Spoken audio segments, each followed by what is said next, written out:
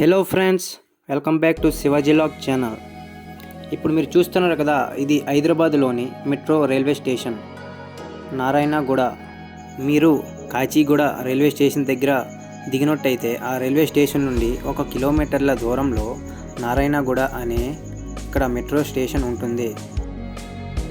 Metro స్టేషన్కి వెళ్ళే దారి ఇక్కడ కనిపిస్తుంది కదా, ఈ ఎస్కలేటర్ మీద పైకి వెళ్ళిపోవడమే.